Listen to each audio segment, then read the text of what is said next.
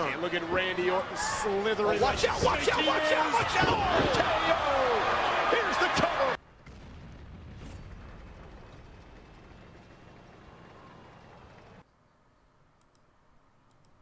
Hey, what's up guys, and we're back today with another video. This time looking at a tank that was changed quite a while ago, actually. It was in June, to be fair. But I finally got a second game to feature with this first replay, which is on Mountain Pass, and we're looking at the WZ-132-1 Tier 10 Chinese light tank. That the change that kind of happened was it reversed an old nerf from update 4.6, which is kind of an infamous update because it ruined a lot of tanks that really didn't need nerfs, like this one. So the reload went from, I think it was 12 point, so this is saying from 4.6, I got nerfed, let's see, from 10.7 seconds to 12.2 seconds in the 4.6 nerf, and then the update in June, as part of this 2-tank change, like every 2 weeks, it got changed back to 10.7 seconds on the base reload, which is very nice. Honestly, it should never have been changed in the first place, but you're under the bridge now, and it's back to its former self, which is good because, honestly, I don't usually have always an issue with DPM nerfs because not all the time is it that big of a deal. Because the only way I say that is if it's tanks that have alpha damage as well, and while the alpha on this isn't bad, it's 390, which is like pretty much standard for most of the tier 10 lights, excluding 2 or 3. It's nothing special, so I don't understand why it would ever have less DPM than like the Sheridan or such. But here's another redeeming quality of this tank. It rams the hell out of other scouts, which is always fun. And I'm not sure if he rammed himself to death on me there, or if I shot him. Either way, he's gone. That is another redeeming quality of this tank. That's always been there. Is that it's pretty much a battering ram version of light tanks at tier 10. So have at it, relatively, what you're ramming, but it is quite viable to do that if you have the hit points, and there we do. So, but yeah, the DPM thing always kind of baffled me on this thing because it's not even the best tier 10 scout with this. And we saw the E5 earlier got lit on fire, so we're going to aim at the fuel tanks again. And he's going to be burned to a crisp for the second time this game for an extra crispy. A couple hundred damage for us. We got a couple bits of assisted damage earlier, as you saw. But, yeah, this thing was never, even without, as we shoot the opposing Wheezy for a nice shot of damage, it was never, I personally think, even in the opinion, for the top scout. So why he got nerfed to begin with, I don't know. I kind of do know, actually, but I would say it's because mostly the only people that played this tank, especially back then, were the upper tier players, people that were trying to go for more and more lines and just kind of get the diversity in their garage. And that's kind of led to this tank getting the old Nerf hammer applied to it. But it's under the bridge now, I suppose. And even now, with the changes back to it, again, it's nothing too remarkable. It's probably, if I had a realistic look at it, it's probably still the second worst tech tree scout at tier 10. You could also say, arguably, as we get slapped by the E100, who has an affection for us, unfortunately, that it could be better than the 13105, because 13105 also got a nerf at one point to its reload, so that thing takes an eternity, and the gun in on that tank is trash as well. So, could argue that, but there's a very, very good point for this still being the second worst tier 10 light, just because even with the DPM buff to it, it's still less than the Sheridan, it's still less than the Panzerwagon, and both those tanks are far more mobile, more flexible, I should say, with the gun depression, and kind of more agile as well, at least from my opinion. So they're better for that kind of dogfighting kind of scouting. This thing's more of a I've said this before, I think anti-scout, it can take out other light tanks with a ram, stuff like that, like the T-49, pretty well. It's more of a medium tank almost, a fast medium.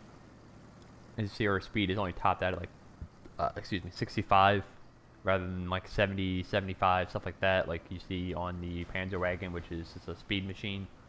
And again, the gun handling on this is kind of trash as well, regardless. I don't know the stats on the APCR. It's probably around 230-ish, 240 pen.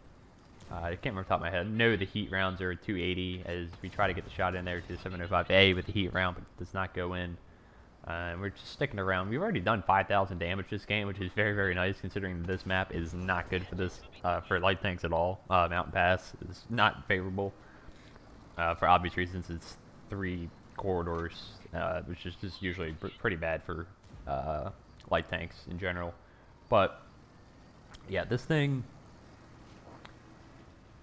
realistically is probably the second worst compared to the Manticore, which is above and by far the worst tier 10 for our meta, at least my opinion. Other people have different, but the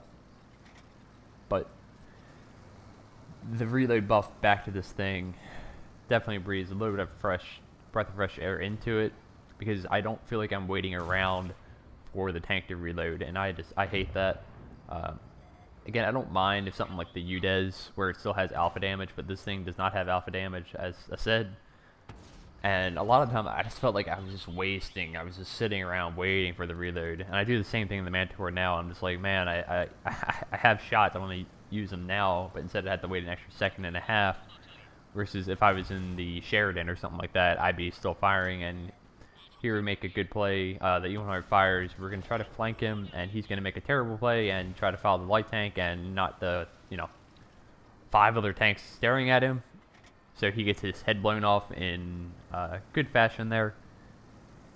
Yeah, pro tip, probably best to just ignore the one scout tank that has like 2,000 DPM, 200, something like that, whatever it has, rather than turning your entire turret side on to 5 tanks. But you make your own choices in this world, I suppose. So have fun with that. But this game's been good.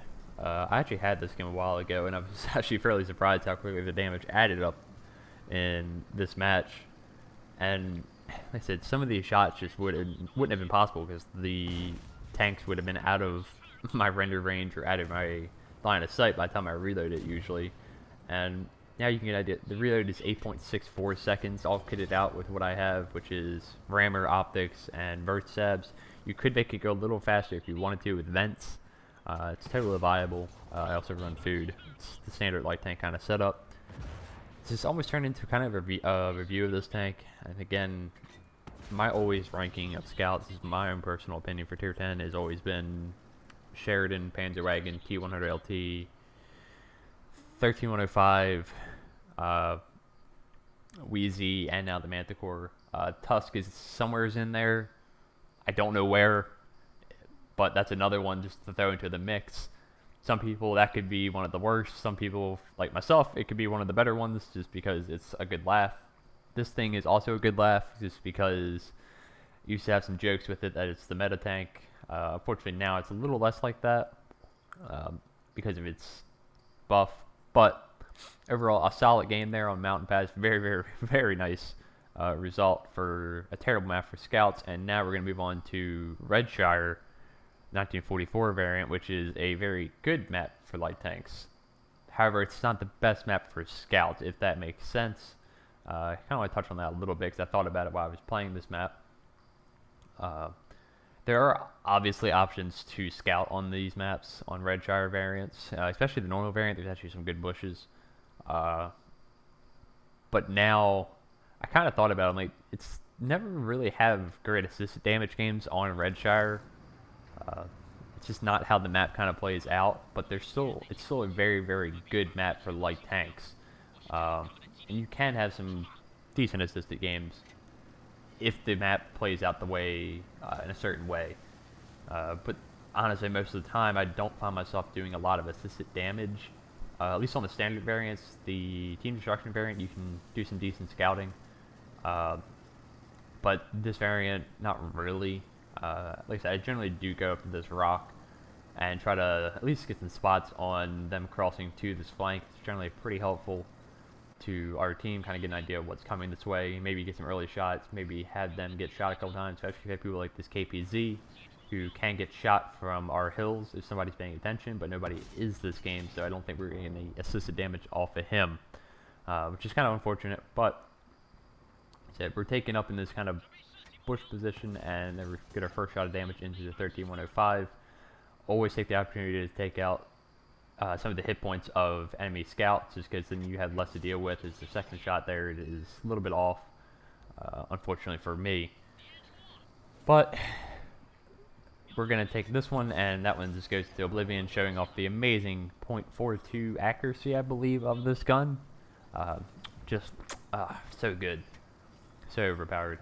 If you pick up a little bit of assist there, I don't know who hit that guy for 117, but apparently somebody's firing HE and does it again.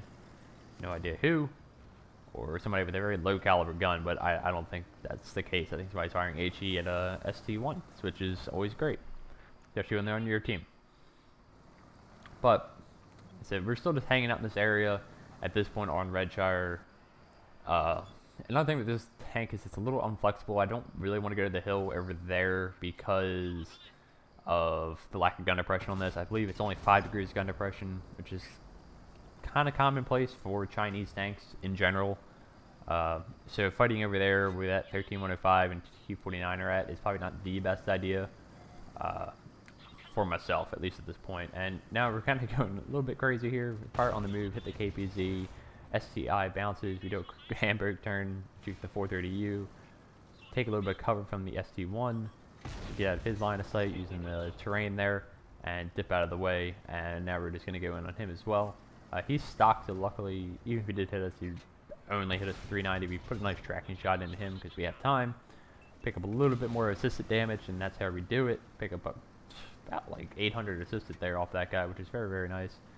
And at this point, this is a little dangerous because I'm still spotted, and going up a hill I go way slower, so could have easily taken a shot of damage there. So not really the smartest idea, especially for what little we had to gain. There was a one-shot Valor who was surrounded by 4 tanks, so realistically that was kind of a mistake looking back at this game now. And you can even see me struggling with the gun depression there a little bit, kind of overcommitting over that ridge line and just not quite having it.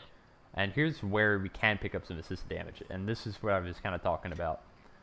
If you pick up a nice chunk of assisted on the 140, and now the map is kind of turned into the team destruction variant, where the spawns are in the 2 opposite corners. So now we can kind of use this ridge line to scout, which is good, but it also means they kind of have control of those hills, which is always not that great because those hills are very, very prominent in this map. In very, very strong positions. So right now we're losing by 3 tanks, and if we want to win this, we kind of have to make some plays happen and be at the right time, right spot at the right time, I should say. And I want to try to get this guy out, but at the same time it doesn't quite let us. We snapshot it, unfortunately it does not go in. And now we see our 705A has gone in on the E5, so rather than just let his death be for nothing, I'm going to hopefully use the enemy's attention span, which is hopefully going to be on 75A, and use that to put some shots into the E5 while I wait. And I'm trying to be a little wary here because there's always already, again, going for the fuel tanks on the E5. And with our better reload now, I'm going for another shot, but then I see the one-shot 13105 pop up. He shoots me once, I return the favor and send him back to the garage.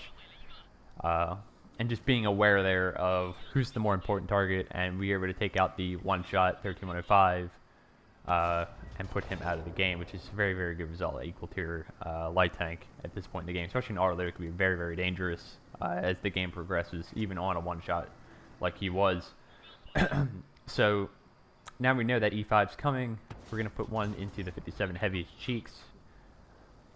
Again, a little bit of a tough shot. You got to make sure you really hit the weak spot of that tank. And right now we're just kind of taking advantage of our E100's misplay. He's in the middle of the map once again, but we're going to try to make sure his eventual death is not for nothing. We're going to try to support him, try to keep him alive as long as we can without risking too much of our own skin here. as we see they still have a full health 430U, trying to pick up a shot on these guys, but our gun depression there just kind of lets us down. We just don't quite have enough gun depression to work that position against where those tanks are at, so now it's time to fall back. We don't really have any support. Fortunately, we do get spotted here, so we're going to do a little wiggle. Try to keep ourselves as hard of a target to hit as possible, using the buildings to block their shots and just get unspotted, and then kind of work the game from there. We have a couple of 4005 still set in the back, so we have a couple of big guns we can spot for. Already misses, thankfully, and now it's time to move to this other flank. We still have a 183 as well, so we have 3 very, very big guns that can change the course of this game very quickly if we spot for them well enough and just give them the support that they need. Our medium tank on the other flank is a little bit on his own, but we do get a nice shot into the light tank there. That was a very, very, very good shot. And leaves him on a 2-shot, which is nice. At this point, I don't know if he's running which gun on the T49, as our 183 shuts down their 183. There already misses me again, thankfully.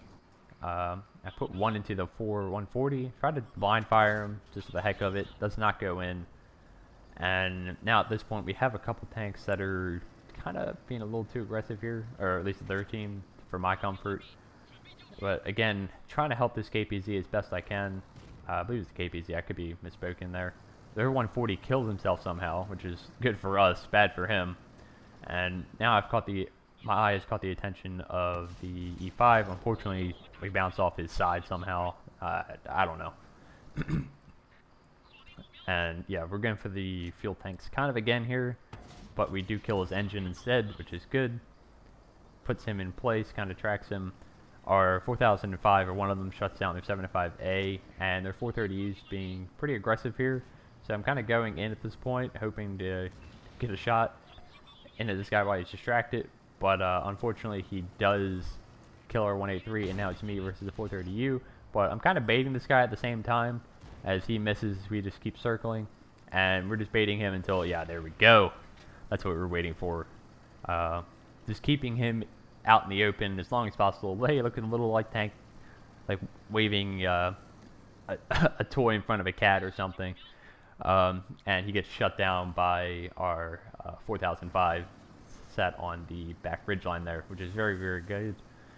And now our KPZ is in a awkward position. I'm trying to help him as much as I can. Unfortunately, E5 rolls forward and takes him out, but we are already able to punish the E5 with another shot and take out his ammo rack.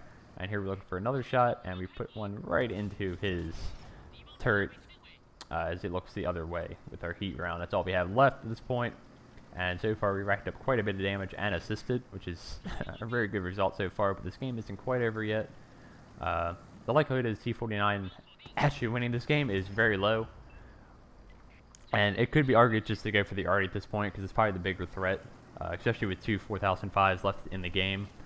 But I'd rather just take this guy out and just deal with the Arty this game in particular. I actually load HE here because I'm kind of trying to outthink the T49, and I'm thinking he's going to run this way, just based on where he was last spotted. This is why I'm kind of going not where he was at, but where I think he's going to be at. But unfortunately, I think myself, and he's not there, which is kind of surprising.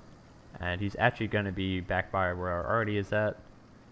And we're going to have some hopefully decent shots on him. We have the HE round. Hopefully it doesn't go in the tracks. Hopefully it hits him. That would help. Just using the HE just for sure laugh. Heat rounds could also just get eaten in his tracks. And here we're going to get spotted if we fire. We aim the shot, but it does not pen, unfortunately, for us. And now we only have heat rounds left. And now he's a one-shot. We're just going to go in on this guy. We try to hit him on the move. We do, but again, heat hits tracks, and yeah, it's unfortunate, but he's tracked in place, and now we just RBRT onto him and say bye-bye back to the garage for you as well. And now all that's left to do is hunt down their equalizer, I believe, and we all know where Arty's going to be at on this map. Generally, they're going to be in that back, like, one line kind of thing, where they always are. And it's just now a guessing game of do we get shotgunned or not, and hopefully we will not. And maybe we can spot him without getting spotted, and then we can have the jump on him. That would be nice. But I've definitely noticed after the buff, this tank is definitely more viable, Is it still one of the best tier 10 lights? No, I think it still probably needs some extra help for that to happen, like better gun handling or something like that. Would definitely help. 0.42 accuracy is just garbage, but that's for another. It's not up to me. So as we move in and hopefully finish this guy off for our 5th kill of this game, it would be very, very nice and bring our damage total up to nearly 6k if we can. We do spot him without getting spotted, which is very good. And now we're just going to go in behind him. He's not going to be paying attention this way at all. We put one into him, don't quite kill him, and then we're just going to use our weight to give him a little love tap and finish him off for our 5th kill. And just shy of that 6k damage marker this game, but we also picked up more assisted damage that game for sure. So very, very, very nice result in the WZ-132-1.